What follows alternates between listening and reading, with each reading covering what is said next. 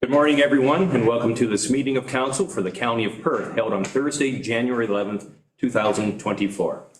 I'm Deputy Warden Doug Kellum and officially call this meeting to order. I ask the clerk to note our starting time as 9 a.m. for the minutes. Please note that we do have regrets this morning from Warden Agates. At this time, I'd ask you to bow your heads for a moment of reflection.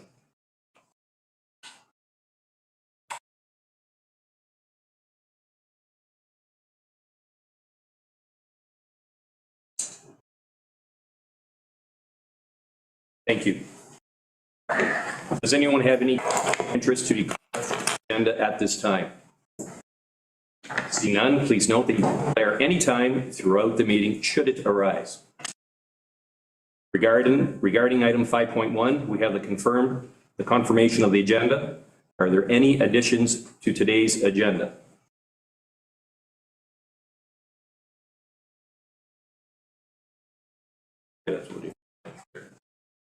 Sorry. We acknowledge that Perth County is situated on traditional land of the Anishinaabe people, who have long-standing relationship with the land and water throughout the region. We honor and respect the history of language and culture of diverse Indigenous, Métis, and Inuit people who call this territory their home. As a county, we have responsibility for reconciliation and continued stewardship of the land on which we live and work. Now we'll move on to the confirmation of the agenda. Are there any additions for today? I see we do have one, an addition 14.1 for closed session, a matter pertaining to labor relations regarding identifiable individual regarding legislative services. Are there any others? Seeing none, I have a motion that the January 11th, 2024 agenda be approved as amended. Moved by Councillor Aitchison, second by Councillor Orr. All those in favor? And that is carried. We are now at item 6 on our agenda, the so-called consent agenda. There are 22 items on the consent agenda for this morning. Councillors, is there anything you would like to be pulled for further discussion? Councillor McDermott? Yes, 6.6 from the Perth Federation.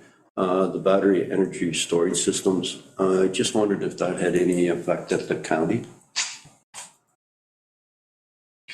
Okay. Like if there's anything that we're responsible for.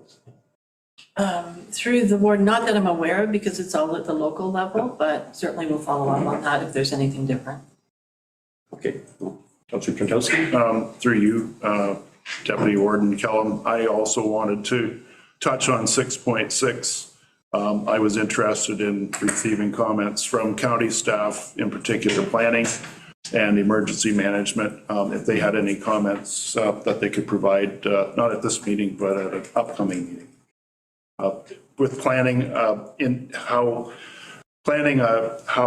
this battery storage intersects with the official plan in terms of land uses, and for emergency management, how that impacts their planning and training and any proactive or reactive responses that they may need to undertake if there was an incident with regards to a fire or similar type of incident.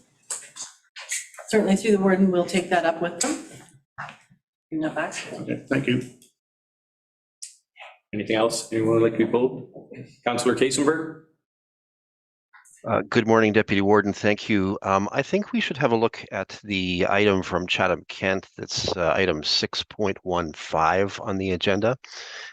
This item, if you'll allow me to continue, speaks to the Ontario works rates and points out that they have not been adjusted since 2017 in a time when housing has rocketed in terms of pricing forward over the last several years. So I think that the advocacy that the municipality of Chatham-Kent is making to the province to adjust Ontario works rates would greatly alleviate some of the poverty that's being seen and the home and food insecurity in our community. I'd like to move a resolution that we support the letter that has been received from Chatham-Kent and advise our MPP and the province of that support. Thank you, Mayor Kasenberg. So I take it you are moving that? Indeed.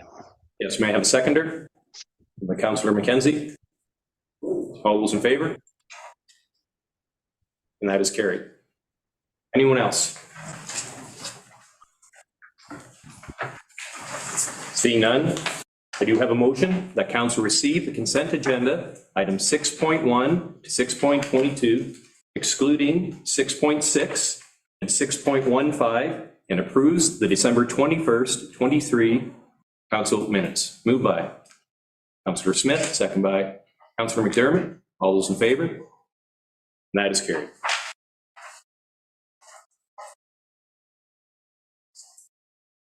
Moving on to public meetings, we do not have any public meetings, hearings, or delegations this morning, so we'll move right into staff reports.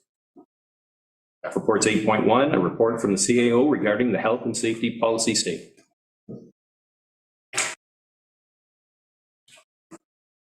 Good morning, Deputy Warden Callum and members of council. The report before you pertains to the health and safety policy statement. Go to the next slide. Thank you. Thank you. This statement is an annual review and it's part of our due diligence, which highlights the health and safety workplace that we promote amongst our staff. It encourages employees to provide input and ideas on safety in a collaborative way between both management, employees, and at all levels. This showcases safety and is a shared responsibility between employers, supervisors, and workers. We're not recommending any changes to last year's policy statement, so we are asking that council approves the 2024 policy statement as written in the report before you. I'd like to also highlight some health and safety items from 2023. If we go to the next slide. Thank you. Throughout 2023, at the county, we did apply for the Canada's Safest Employers Award. We were shortlisted as an awardee, which is an exciting accomplishment. We did do our annual safety data sheet review, updated online safety training. We're still promoting standard first aid training amongst our staff. We also have safety moments at each of our health and safety, at each of our staff meetings. We're working diligently with the Return to Work Committee to bring workers back early and safely. Safety inspections and Joint Health and Safety Committee meetings went as scheduled with an increased response to proactively solve safety concerns. Incident reporting review and risk mitigation, I look at that on a regular basis, both myself and the committee. Support to local municipalities. So myself, Marion, and the lower tiers, we've been collaborating a lot on sharing policies, see where we can make some improvements, which has been great. And safety awareness promoted from orientation and throughout employment. So during orientation, we talk about workplace risk mitigation, workers' rights and responsibilities, injury reporting, who sits on the Joint Health and Safety Committee, and other training opportunities available. So that's just some brief highlights of what we've been working on in 2023 through health and safety. And the next slide is just some photos that I put together of various workers working safely, both in training and on the job. Any questions? Thank you, Council. Any first comments or questions for Crystal at this time? Seeing none, Crystal, thank you very much for the report. Council, we do have a resolution here that states as follows: that Council receives the 2024 Health and Safety Policy Statement Report, and that Council approves the 2024 Health and Safety Policy Statement. Moved by Councillor Aitchison, second by Councillor Kassenberg. All those in favor? And that is carried. Thank you, Crystal. Thank you. Moving on to 8.2. 8.2.1, Economic Development, Tourism, and Transportation December 2023 update.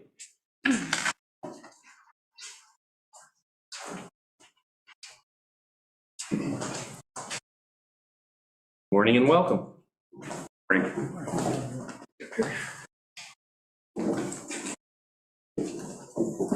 Well, thank you, and through the Deputy Warden, happy to kick things off as per usual on our bi-monthly economic development and tourism and transportation update. So this is our first update of 2024, but is really a look back at some of the things from the end of 2023. So next slide, please. So in terms of economic development, our 2023 saw a full return to our Perth County business tours. We did 6 tours that engaged over 90 stakeholders across the various tours.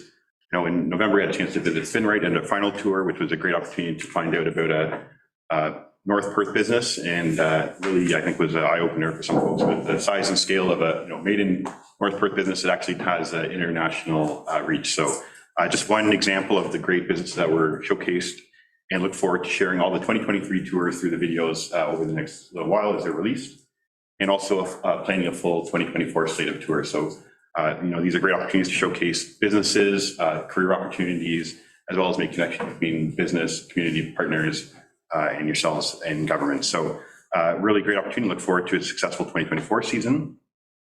Our digital service squad, so this program again is coming to an end in March of this year, March 31st. We were really lucky to have a great team of DSS over our life of this program, particularly Ricky and Eileen, who are our current DSS, have been with their supporting businesses. I just wanted to note, so we supported 14 businesses to successfully apply for a digital transformation grant, which is a $2,500 grant for digital transformation. And actually, after this report was written, but on Monday, the Digital Main Street announced that the portal would be reopening for 3-week period. So we're going to be working hard to get any businesses that are currently in progress who weren't able to complete the application on time over the finish line, as well as encourage any new businesses. There's still time. There is funds available.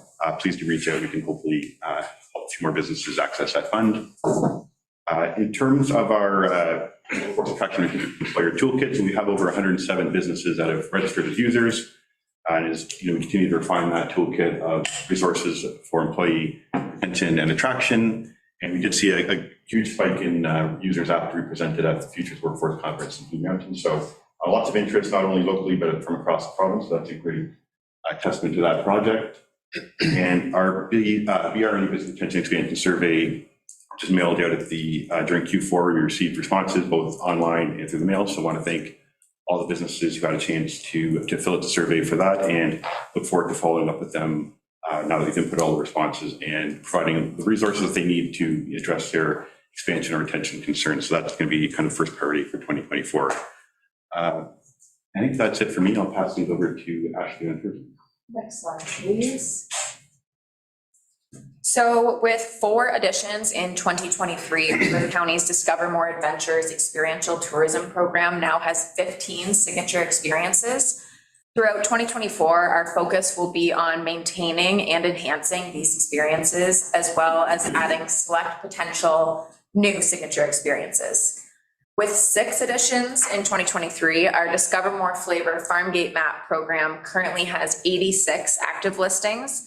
In 2024, we look forward to enhancing the usability of the digital farm gate map and increasing awareness of the program through targeted ads, social media campaigns, and partnership marketing. Growing cycle tourism also remains a priority with ongoing development and marketing efforts. In 2024, we will continue to work with local partners such as Cycle Stratford and the G2G Rail Trail to make cycle-friendly improvements in our region. Destination marketing with key partners such as the Globe and Mail, Culinary Tourism Alliance, 401 En Route Summer Fun Guide, the Stratford Festival, and beyond help put our destination in front of key target markets through print and digital ads and storytelling content integration. Last year, our brand received well over 6 million impressions through these ad partners. These efforts will continue throughout 2024. With well over 1 million impressions across Perth County Tourism's own social media channels in 2023 and our follower count growing substantially each year, social media marketing continues to be a key piece of our destination marketing strategy. And as always, I like to take these big numbers and bring them back down to earth with an example. So on the screen, you will see a story that shows the real impact of effective social media marketing. A visitor messaged Perth County Tourism on Facebook relaying her gratitude as she brought her granddaughter visiting from Calgary to a local destination we had featured. She states, "I wanted to thank you for connecting us with TLC Alpaca. What an incredibly wonderful experience. I will continue to connect to experiences through Perth County Tourism as my #1 source for top-notch travels." In 2024, we will continue to lean into distinguishing Perth County Tourism's brand and voice as the source of authenticity for our destination. We will enhance personalization, utilize influencer marketing, provide exceptional customer service, and use data metrics to drive decision-making. Next year, or this year, we will continue to provide several destination development and destination marketing services to grow brand awareness, increase tourism across the county, enhance the visitor experience, and support local tourism operators. And I'll pass it over to you, Maggie. Great, thank you. Next slide, please. So through your worship, good morning, County Council, and Happy New Year. So in terms of PC Connect, the service continues to grow with nearly 19,000 rides completed in 2023, bringing the service total to over 32,000 rides. So PC Connect saw a huge surge in ridership in 2023 with a 107% increase, or in other words, 2 times the amount of ridership compared to 2022. Yes, 2022. Got my years all mixed up already. The continuous ridership growth is certainly a positive trend and really emphasizing the growing demand for the service as residents become more aware and more comfortable with leveraging public transportation. So in efforts to grow awareness and continue to increase the accessibility of the PC Connect service, we have been developing and executing many creative promotional marketing campaigns. So in June, as we all know, we launched our partnership with the PCIN, which offered free bus passes available for borrowing through 7 of our local library branches. And this pilot program concluded at the end of 2023. So the program was a huge success, providing over 1,100 free rides, which represents an average of 9% of the total ridership each month of operation, and specifically nearly 20% of ridership on our rural Route A. The positive response from the community was certainly overwhelming, and we are very delighted by the positive impact the program had on both our service and our community. That being said, however, as we assess the sustainability of our service, continuing the PC Connect Library Pass program in its current form poses financial challenges that are not conducive to our overall service objectives. Despite the conclusion of the current program, we are eager to explore the alternative solutions and to continue providing transportation assistance to our library patrons and residents of our community. We believe that a more controlled and sustainable approach is necessary to ensure the long-term success of such initiatives, so we will continue to work with the PCIN and other community partners in order to do so moving forward. On a similar note, this past year we sold over 4,000 prepaid fare passes to community organizations, school boards, and employers, and we really continue to focus on promoting the service to our local employers. So we recently revamped our employer toolkits, which are pictured on the slideshow in front of you at one of our local employers, SpinRite. And these new kits include promotional items such as branded honey, which has been sourced from a local honey producer in North Perth. These kits have been of great interest and continue to be distributed to major employers and interested employers along the PC Connect routes. Finally, we are continuously advocating for additional funding and long-term support for our PC Connect from the government. We were successful in receiving a Roma delegation, so we will be meeting with the MTO on the 22nd of this month to express our concerns regarding the end of the pilot program early next year. And we are also waiting to hear back from the Community Transportation Grant Team regarding our request that was submitted late last year for additional funding to fund our projected deficit in 2025. So that concludes my brief update for this morning, and I'll just pass it back to Justin to wrap things up. Yes, thanks. Next slide, please. I just wanted to finally end with some good news for our department, our division, and our partners. So I want to thank all of our partners that we learned or published this Monday that the Economic Developers Council of Ontario published a list of award finalists for the annual EDCO Awards, and Perth County was nominated, was a finalist, selected a finalist in 3 different categories. So for our Mystery Farm Hop Tour, our Perth County Farms to Perth to Stratford Tables, and our Perth County Full House Tour. So these, none of these events and programs would have happened without our partners, municipal businesses, and community partners such as Federation of Agriculture and Home Builders. So I really wanted to thank them and hope that we can continue the successful projects. So that's it for us, and would welcome any questions. The slide on SpinRite, it was a great tour. Councilor and I attended it, but the gift that you give them, that's why it's so heavy now, I understand. So anyway, Council, open the floor up to first comments or questions.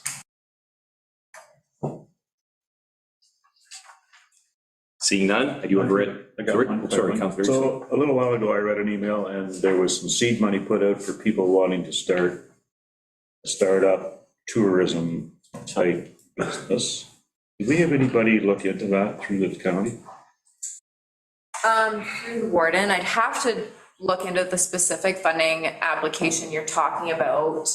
Right now, we are in the works of an application into the tourism growth program, which is offered through FedDev. I don't know if that's the one you saw or not. It was one, like I say, I want to start up something on the farm and some sort of thing to draw people in as a tourist type situation. There was money, seed money put in for that.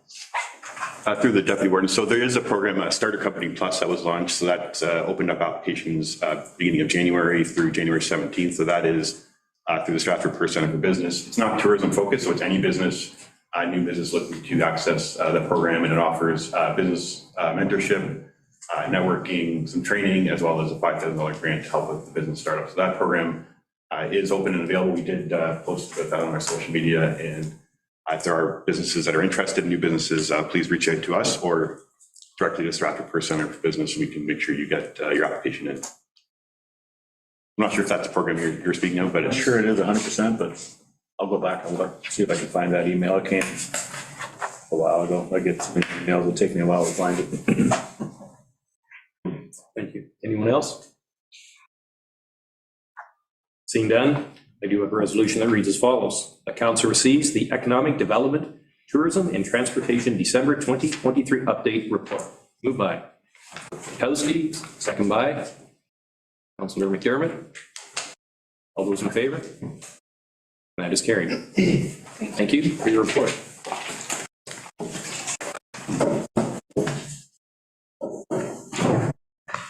Moving on to 8.3, Corporate Services Reports, the November 2023 Forestry Report. Perfect. So through the Deputy Warden, before Council is the November 2023 Forestry Inspector's Report prepared by Marvin Smith, our Forestry Inspector. In the month of November, Marvin completed 16 inspections in response to a submission of a Notice of Intent, or NOI, 2 inspections in response to a request from a landowner, and 1 inspection in response to a complaint. If there's any questions, concerns, or inquiries, I'd be happy to pass this along to Marvin for a comment.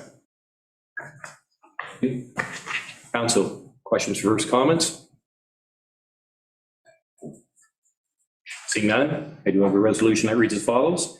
The council receives the November 2023 Forestry Inspector's Report for information. Moved by Councillor Orr, second by Councillor Duncan. Questions or comments? All those in favor? And that is carried. Moving on to 8.3.2, Corporate Services November 2023 update. Good morning. This report was carried forward from our last meeting, so it does focus on the activities that took place in corporate services in November. So I will keep it brief. Jamie O'Leary, legislative assistant, she was appointed and has been trained as a commissioner of oaths for Perth County. And on November 15th, 2023, that was GIS Day, and Perth County celebrated by launching an environmental, a weather map, which shows real-time precipitation, which is perfect for a day like today when it's snowing. And a few community events to mention. Archivist Betty Jo Belton, she presented Our Treasures, Our Stories at the Stratford Public Library, which is part of a series of talks on archives and antiquities. Stratford Perth County's branch of the Architectural Conservancy of Ontario held a celebration at Archives on November 18th to mark the presentation of their 400th historical plaque, home plaque, and legislative services staff assisted with hosting the 75th annual Perth Municipal Day. The theme was climate change initiatives at the municipal level, and there were 82 attendees at that event. For POA, the county did receive a response from the Attorney General, Doug Downey, regarding our letter that we sent for court closures and the impact that that was having on defendants and court delays and lost fine revenue. And the Attorney General advised that the ministry is in the process of hiring additional justices of the peace, and that the ministry will continue to look for ways to create efficiencies within the court. We were successful in receiving a delegation with the Attorney General at Roma, so we will, of course, raise these issues. And we were also successful in receiving a delegation with the Ministry of Transportation, and we will be discussing AMPS and funding for school bus arm programs. So subject to any questions, that is my report. Thank you. Council, any first comments or questions for the report? Seeing none, I do have a resolution that reads as follows. That council receives the Corporate Services November 2023 update report for information. Moved by Councillor Smith, second by Councillor Aitchison. All those in favor? That is carried. Thank you, Annette. Okay, moving on to 8.3.3, the 2022 audited consolidated financial statement. Welcome, Corey. Morning, Deputy Warden Kellum and Council.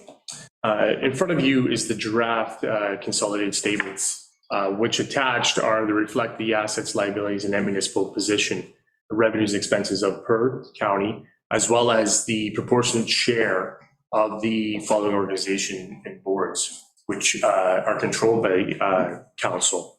The Here in Perth Health Unit, as well as the Spruce Lodge. Based on the auditor's report, the consolidated statements present fairly all the material respects the financial position of the corporation of the County of Perth for December 31st, 2022. And as a result of the operations, the change in net financial assets and cash flow for the year ended, and also following Canadian public sector accounting standards. As of 2022, the corporation of the County of Perth, with the proportionate share of the municipal organizations, have a net municipal position of just under $118 million, as seen in note 9 of the draft statements.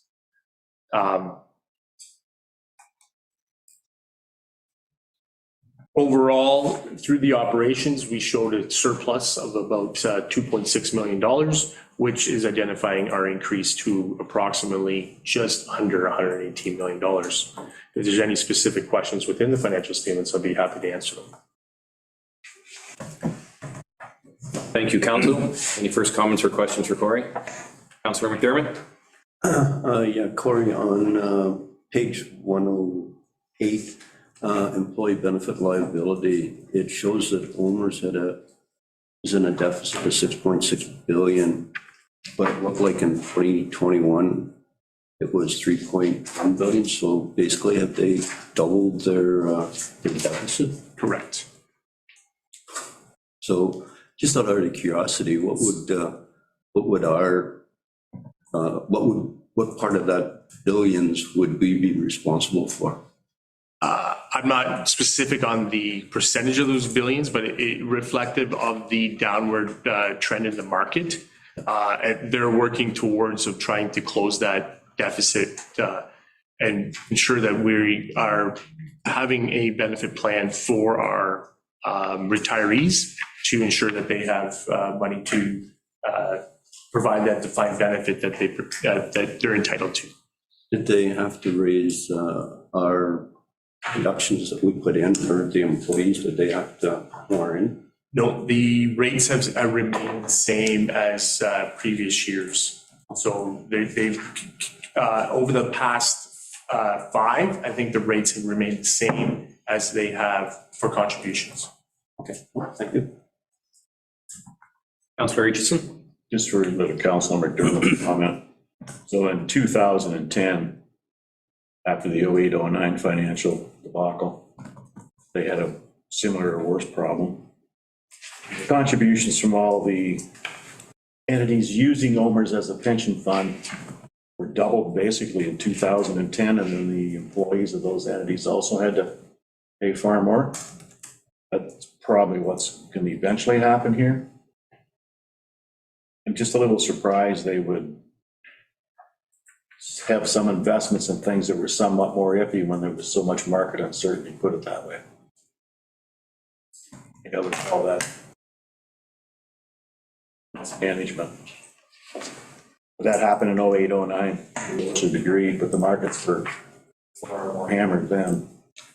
I can't remember what the deficit was, but it was a lot. Corey may remember. Yeah, I can't have the specifics on the deficit. It was big time. We've been making that up over the years with contributions. Thank you. Anyone else? Seeing none, I do have a resolution that reads as follows. That council receives the 2022 audited consolidated financial statement report. The council approves the consolidated financial statements for the fiscal year ended December 31st, 2022 as audited by the firm BDO Canada LLP. Moved by Councillor McDermott, second by Councillor Orr. All those in favor? And that is carried. Thank you, Corey. Moving on to 8.4.1, we have the capital budget presentation, and you're on the floor again. That's correct. Thank you, Deputy Warden Kellum and Council. Slide presentation up. So with capital budget for 2024, it is looked to myself as treasurer to present a brief summary of the capital projects for the 2024 year and have asset managers in the wings to answer any specific questions on any specific projects within the confines of their areas. So in 2024, as mentioned, capital projects are just under $17 million. We have 37 total capital projects. 10.5 million of those capital projects are funded from reserves. 2.4 million of those projects are funded from the Canada Community Building Fund or the gas tax, and our Ontario Community Infrastructure Fund or OCIF. And a small portion, about 450,000 being funded from municipal partners through joint projects. 4.1 million of that total is being funded from external financing, and the remaining at the bottom there, the 3.755 million, is the capital levy to be transferred to the reserves for future capital projects. Next slide.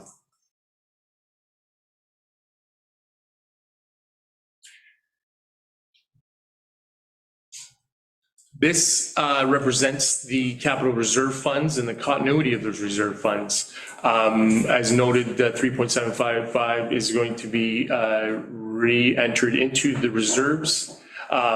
Within these reserves, we noted that was about $10.5 million being funded for capital projects. But you'll notice under the line expenditures from reserves, it's about $14 million.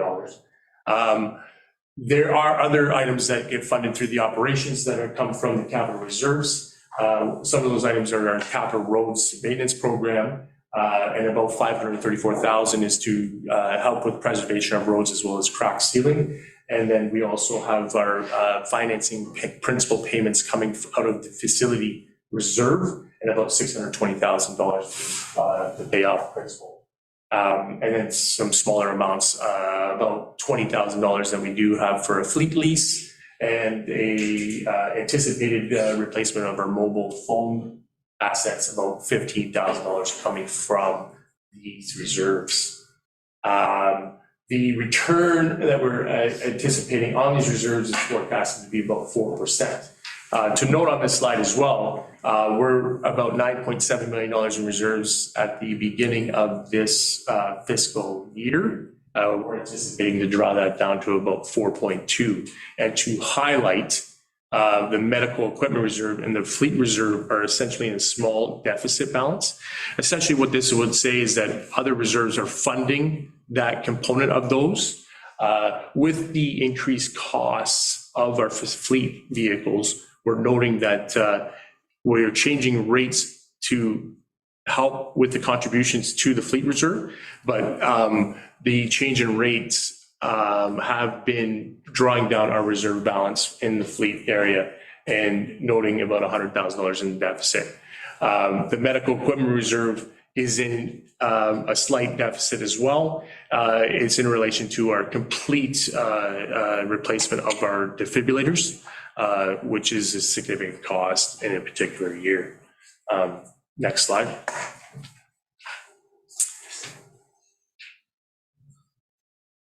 One area of the municipality to be able to deal with money that we do not have in reserves is to deal with debt debt financing. And the municipality can incur debt on capital projects. The balance must be in accordance with legislation, and generally you can't borrow money for long-term to fund current operations.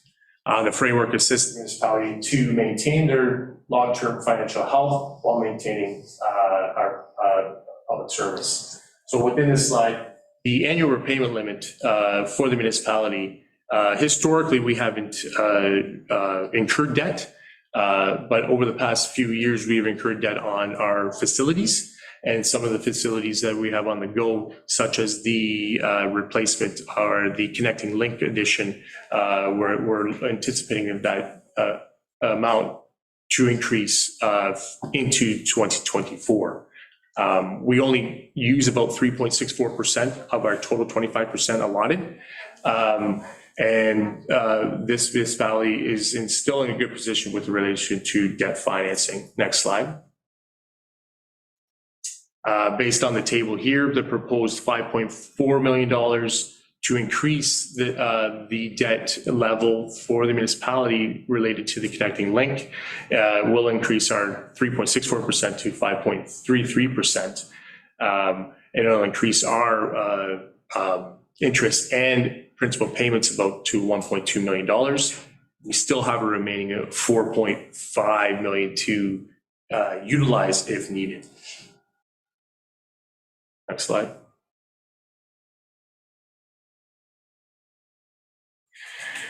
The long-term capital financial strategy of the municipality is being able to utilize sustainable funding from other levels of government. We do have sustainable funding through the federal government, as mentioned, the Community Building Fund, Canada Community Building Fund, as well as we're noting that the Ontario Community Infrastructure Fund is starting to be a sustainable fund to utilize, help offset some of the amounts that we have within the capital budget. Other ways of funding items through the capital budget is, again, our capital reserves, which is funding the existing taxpayer, as well as debt financing funding, and that's the future taxpayer in relation.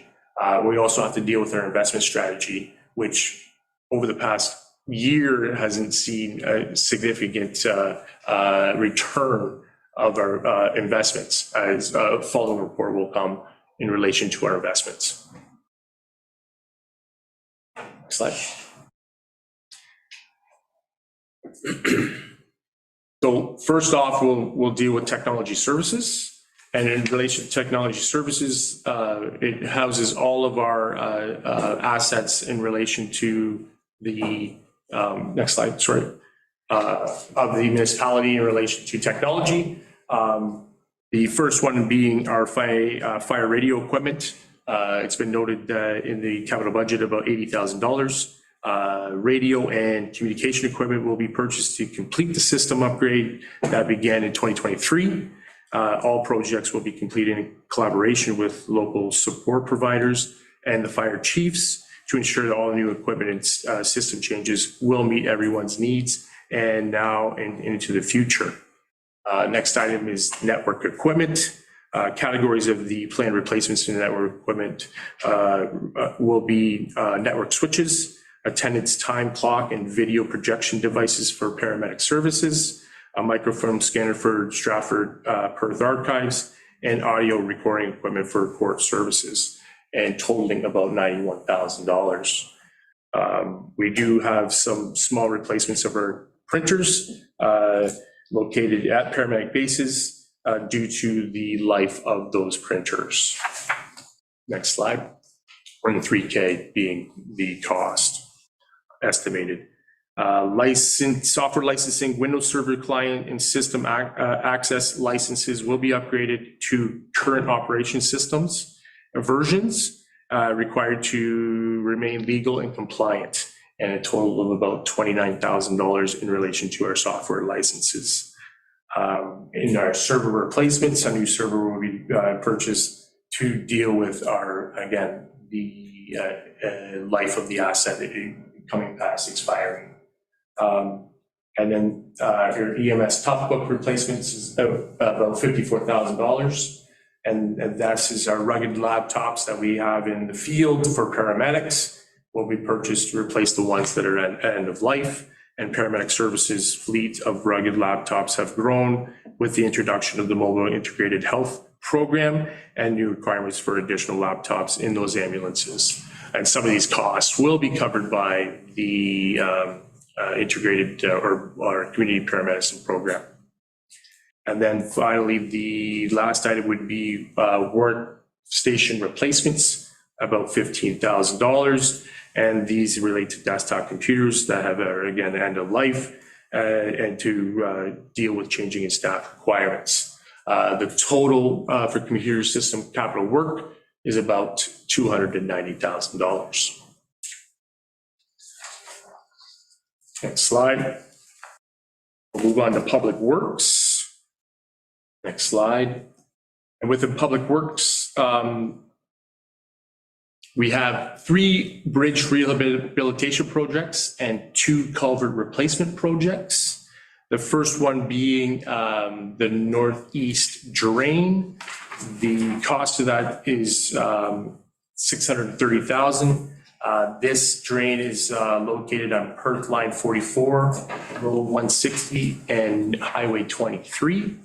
The scope of the work essentially is an asphalt removal and bridge deck repair, replacement of the expansion and joint assemblies, concrete repair to curb, parapet walls and railing, deck and soffit edges, installation of a new guide rail and treatments, waterproofing and pave of the deck, bridge deck, and a single lane closure with staged construction. The structure is a 9-meter span rigid frame bridge constructed in 1964, and the bridge condition index rating is 70. The capital improvement was recommended to be with 1 to 5 years through the 2021 OSIM inspection report. And this is in line for Perth Line 44 planned resurfacing in 2025. The next rehabilitation project is Flat Creek Bridge. This is located on Perth Line 20, 1.5 kilometers west of Highway 23, Russelldale.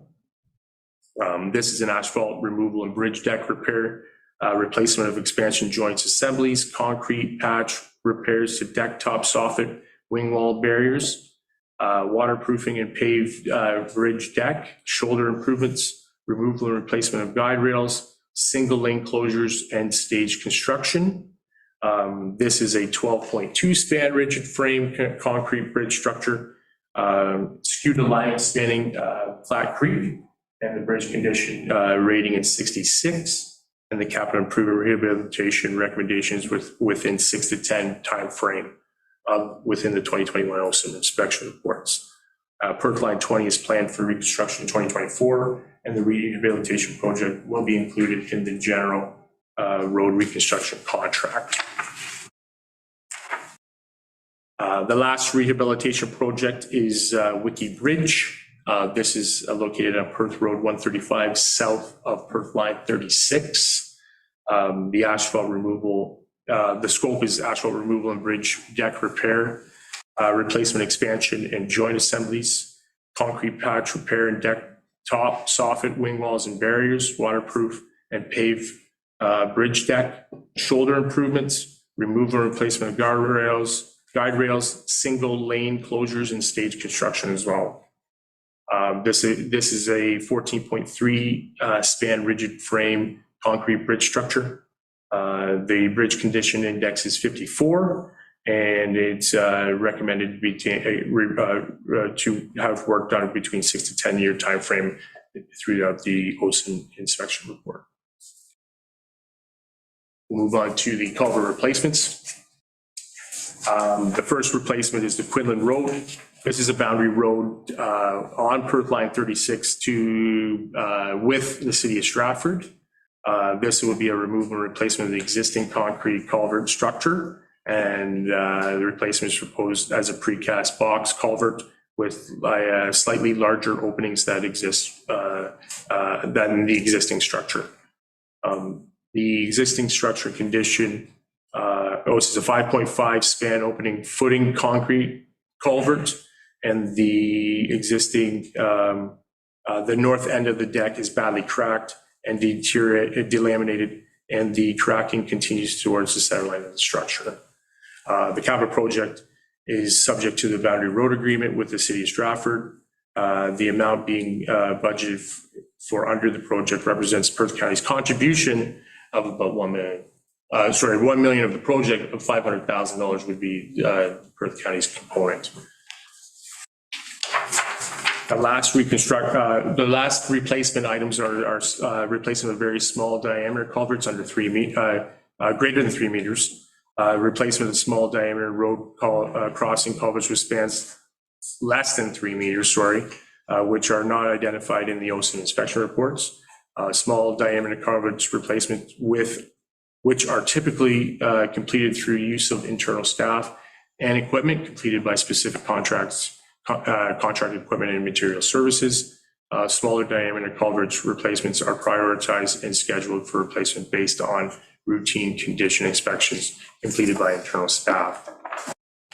Total bridge and culvert work for 2024 is just under $2.4 million.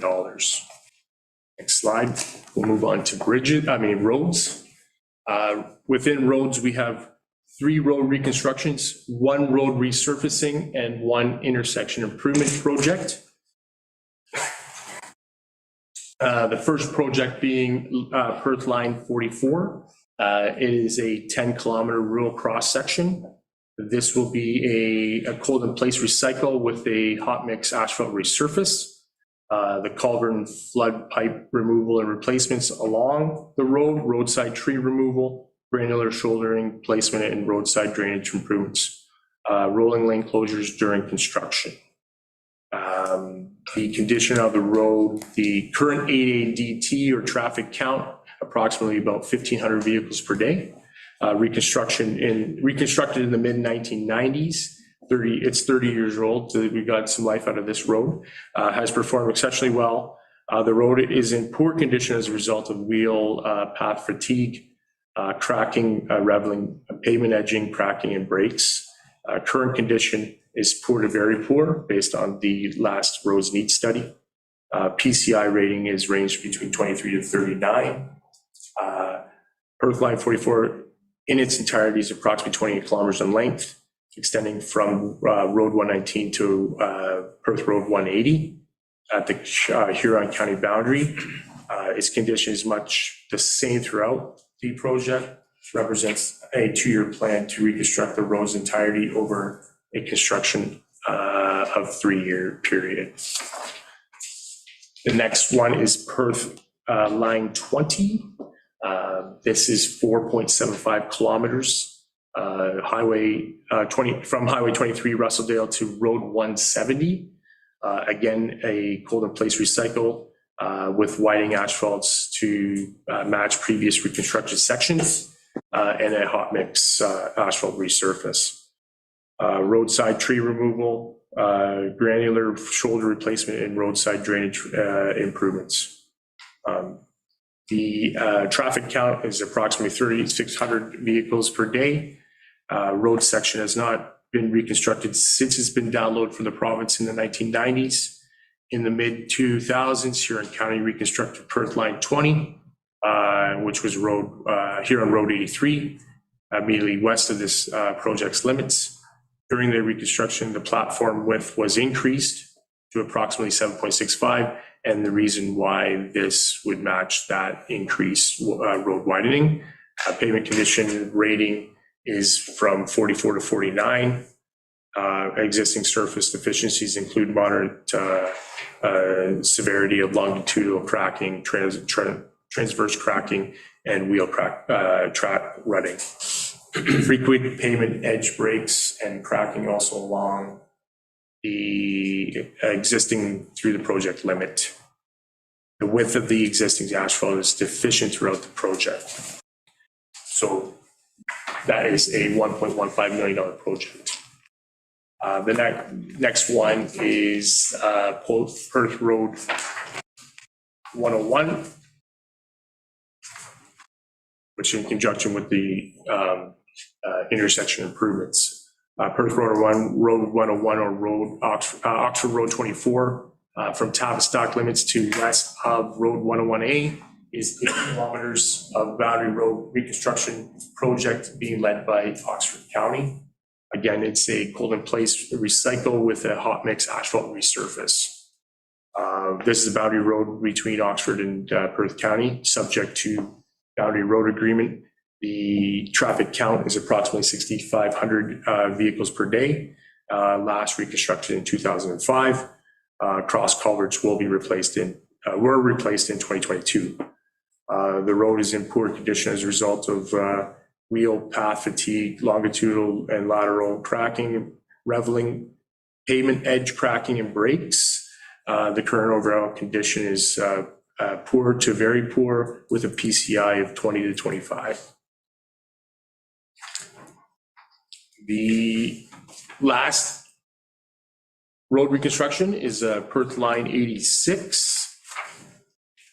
And this is from Road 119 to east of Tremaine Ave and listable limits. This is 10 kilometers of road resurfacing projects, including for a portion of the road boundary of Wellington County. This is just a resurface of hot mix asphalt on top of the existing asphalt.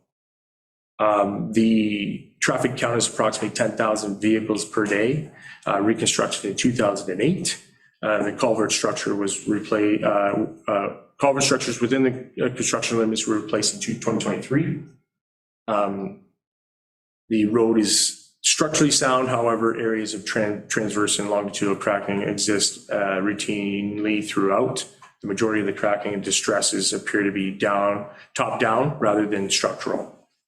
Pavement condition is 59 to 68 to be equal to a fair condition assessment, and approximately 4 kilometers of this project from the boundary line, Perth and Wellington County, and the proposed improvements are subject to the terms of the boundary road agreement. And as noted in previous, that's some of the municipal partner funding that would cover some of the cost of this project, set at $1.75 million. The last item is the intersection improvement. This intersection improvement, as previously reported, is the dealing with Punky Doodle's Corner. This is a multi-jurisdictional boundary road with Wilmot and Oxford County. The project budgeted includes $333,000 allocated to the 1/3 our share of the $1 million related to the recommendations, and an additional $77,000 for construction expenses related to resurfacing work within the limits of the area, so specifically the Road 101A. This includes the portions of the horizontal curve related to 101. Total road work for 2024 is estimated to be just under $7 million. Next slide. We'll move on to courthouse. Within the courthouse, out of our courthouse capital maintenance, this one significant would be, along with the work being done on the connecting link, is our capital maintenance in relation to the courthouse, the existing courthouse itself. The items identified here is a generator upgrade, a repair, repoint stone entrance, steps and arches, finishing, replace level 2 wood entrance, masonry repairs, repoint of the courthouse brick, council chambers upgrade, and main staircase carpet, flat roof replacement over the vault, a boiler flash tank, and as well as a server room AC unit replacement. Total has been set at $715,000. Next slide. There are some minor capital maintenance items within paramedic services. The largest noting to be St. Mary's base of about $200,000 to repair roof and replace, with Milverton base replacement of generator exhaust and LED lighting, and then Public Works, paramedic services headquarters of drywall, paint, and some minor items of $18,000. Next slide. Some capital maintenance work on our Public Works yards with Public Works Milverton, a $35,000 relocate of the courthouse diesel generator to Milverton, and then as well as the Public Works Mitchell, replacement of 2 overhead doors on the existing older shed.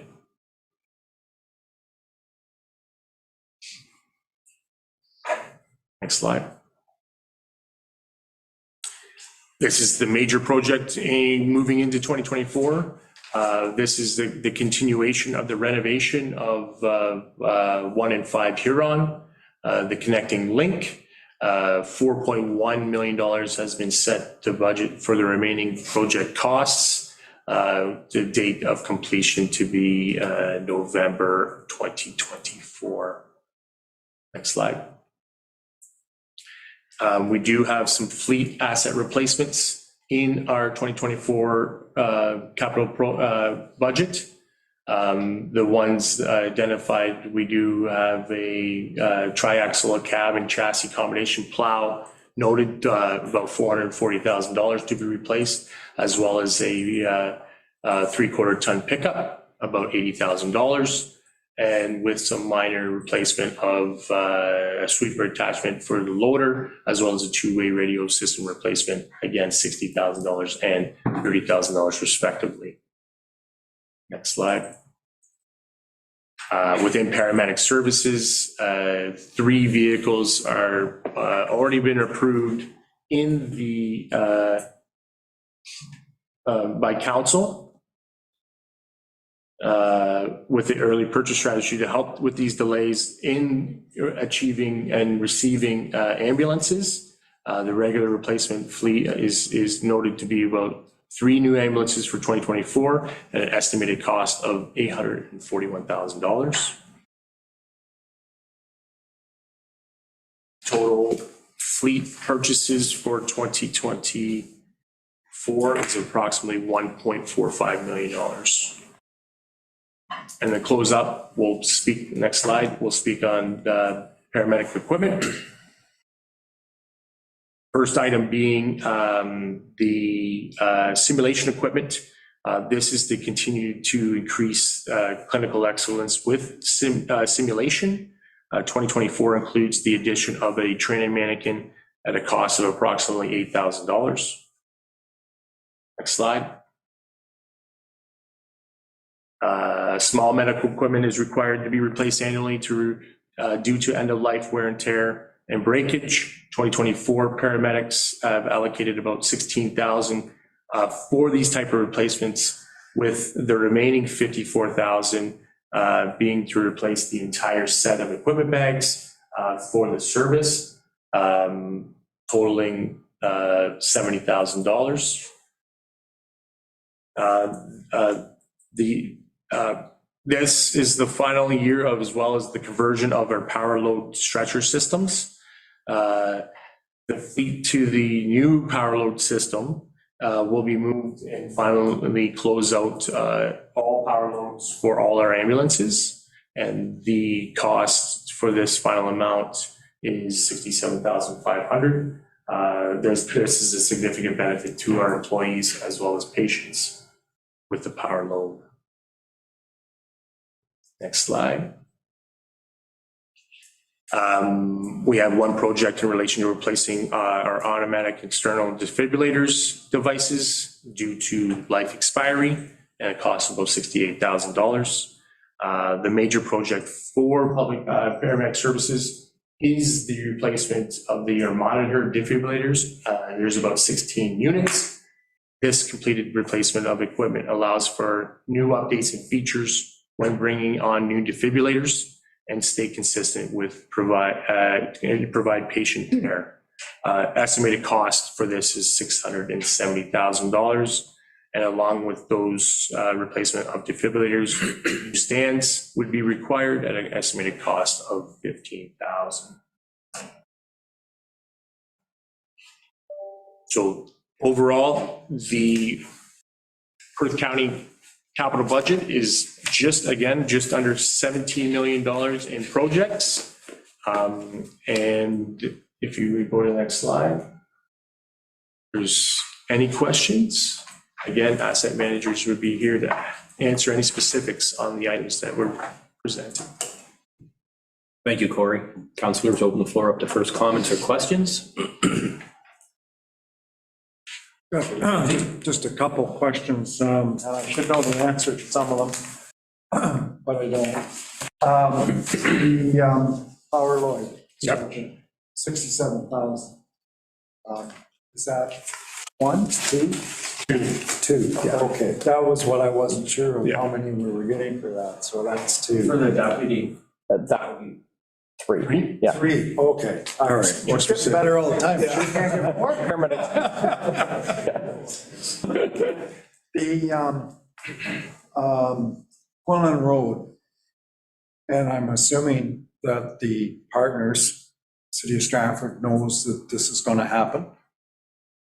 Through the deputy warden, yes, they are actually administering the project. Okay, that's good. And my other question, the work that we're doing on line 20 in Russellville, like there is some preliminary work being done with regards to possibly a roundabout or it's there. So I don't know how far down the road those improvements will be, but does this have any impact on that or? Through the deputy warden, that was one thing when the PIC or the EA discussions with MTO with regard to Russellville and the potential roundabout there, we indicated to them that we would be doing this road reconstruction in 2024. And just looking at the design, the preliminary design for the roundabout, this road work kind of feeds in nicely with that. So I don't anticipate any issues moving forward. No, that's what we want to hear. That's it.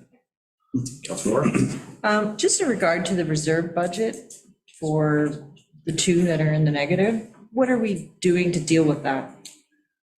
So we're increasing equipment rates as well as rent for our equipment to help with us to add more to the reserve. So there's two areas of where money comes from for the fleet reserve. It's our equipment rates for our public works, as well as we charge a flat rate for ambulances to maintain and operate, as well as contributors in. So you'll know when we get into the operating budget under paramedic services, the amount in relation to our fleet rent has gone up significantly within that line item to deal with these increased costs of ambulances.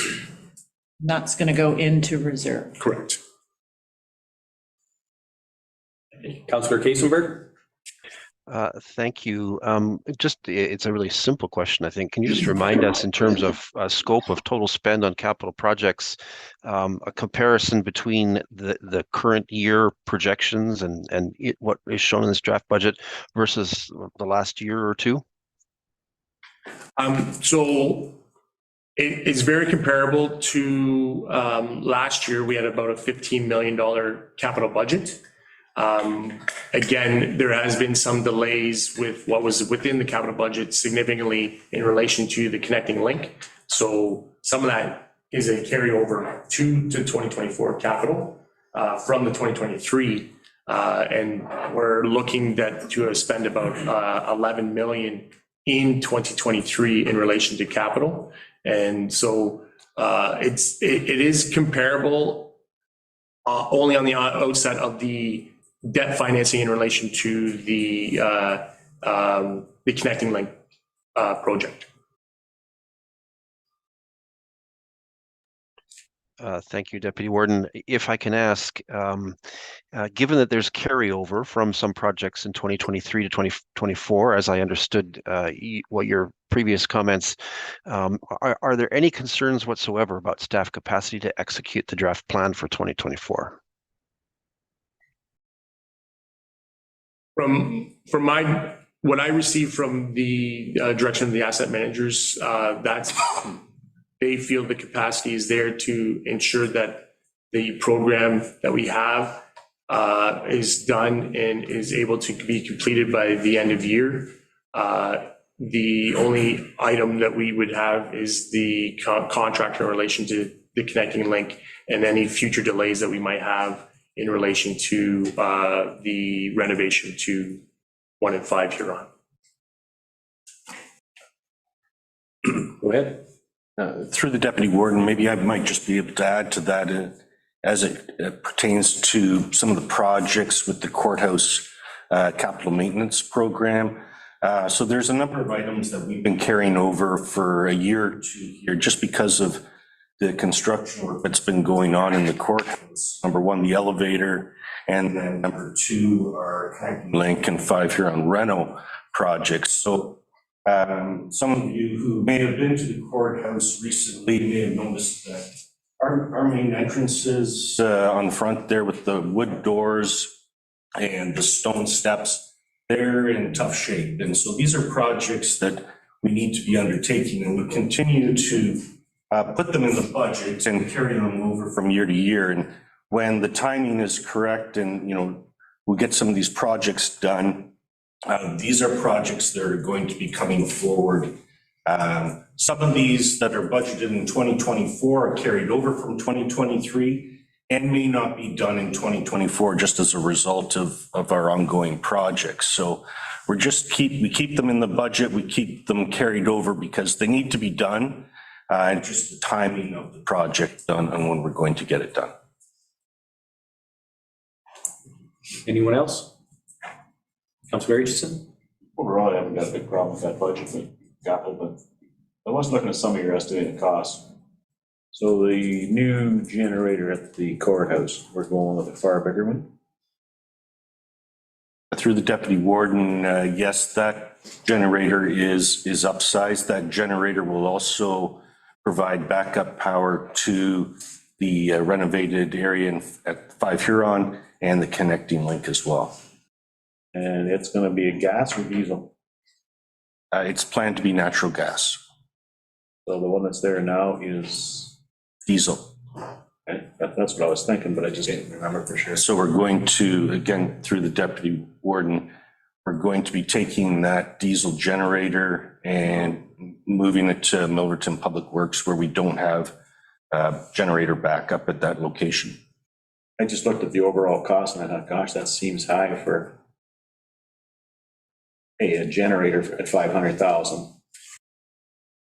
And B, if I'm moving the generator that's there, I know I have to put a new base in Milverton, but I thought 35,000 to move and install that seemed an awful high to me. Through the deputy, in my opinion. Yeah, through the deputy warden, that also includes, there'll be a new tank with that. Double walled above ground? Pardon me? Double walled above ground? Correct, it's above ground, yes. Yeah. The current tank doesn't meet current specifications, and because we'd be relocating it, we're going to have to upgrade the tank. Anyone else? With regards to the 101 resurfacing for 1.5 million, does the 410,000 that we're doing the work with Oxford, is that included or is that two separate lines? Two separate lines. Okay, thank you. Anyone else? Seeing none, thank you. I do have a resolution in front of me that reads as follows. That council receives the 2024 capital budget presentations and that council authorize staff to tender 2024 capital projects with awarding of tenders to be brought back to council for approval. Moved by Councillor Trentrowski and second by Councillor McDermott. All those in favor? And that is carried. Thank you, Corey and the team. Well done. Moving on our agenda, item 9, we do have the warden's activity report in front of you. Any questions, you can relay it to Lori and she can ask. If not, Seeing none, I do have a resolution that reads as follows, that council receives the Warden's Activity Report, December 2023 report for information. Moved by Councillor Orr, second by Councillor Smith. All those in favor? And that is carried. There are no bylaws at this time. Moving on to item 11, are there any councillors that would like to give a notice of motion at this time? Seeing none, is there any other business to discuss? Councillor Kasenberg? Thank you, Deputy Warden Kellum. This morning, I want to ask Council's indulgence for the request of a report from staff pertaining to planning fees. At North Perth Council, certainly an issue was raised as we considered our fees and services charge bylaw with regards to the changes in the fee to file an official plan amendment and have that processed by the county.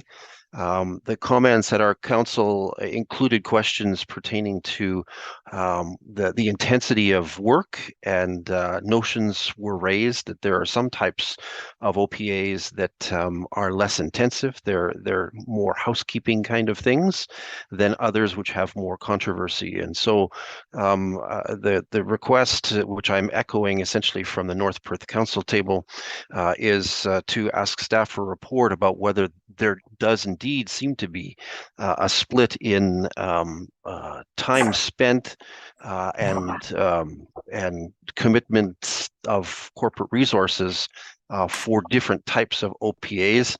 I know that probably sounds a little vague, but as I said, notionally, there's a sense that some are more housekeeping or very straightforward, and others certainly bring more controversy. North Perth Council would like to understand whether that is in fact true, and whether there's a different effort or labor involved that would affect the fees and service charge schedules. So I'd like to move that we direct staff towards that end to bring forward a report on that matter. Thank you, Councillor Kasenberg. That noted?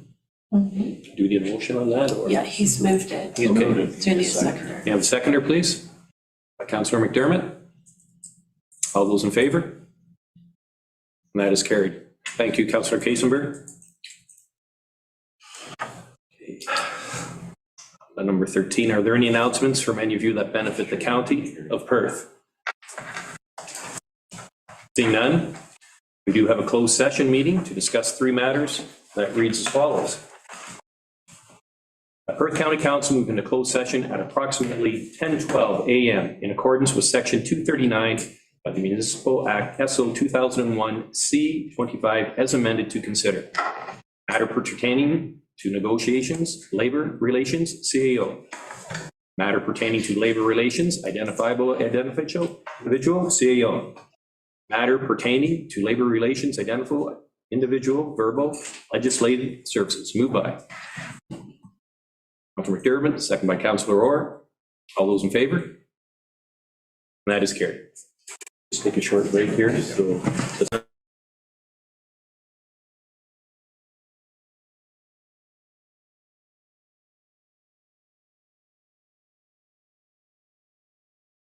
So now that we are back in regular council, I can confirm that all 3 matters that were discussed in closed session were looked after.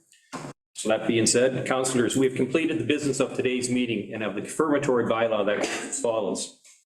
At bylaw number 3958-2024 being a bylaw to confirm the proceedings of council of the Corporation of the County of Perth at its regular meeting held January 11th, 2024. Is read a first, second, and third time, and finally passed January 11th, 2024. Moved by Councillor McKenzie, second by Councillor Orr. All those in favor? And that is carried. And finally, I have a motion that reads that the council meeting is adjourned at approximately 11:16 a.m. Moved by Councillor McDermott, second by Councillor Duncan. All those in favor? And that is carried. Our next council meeting will be Thursday, January 25th at 9 a.m. Until that time, this council is adjourned.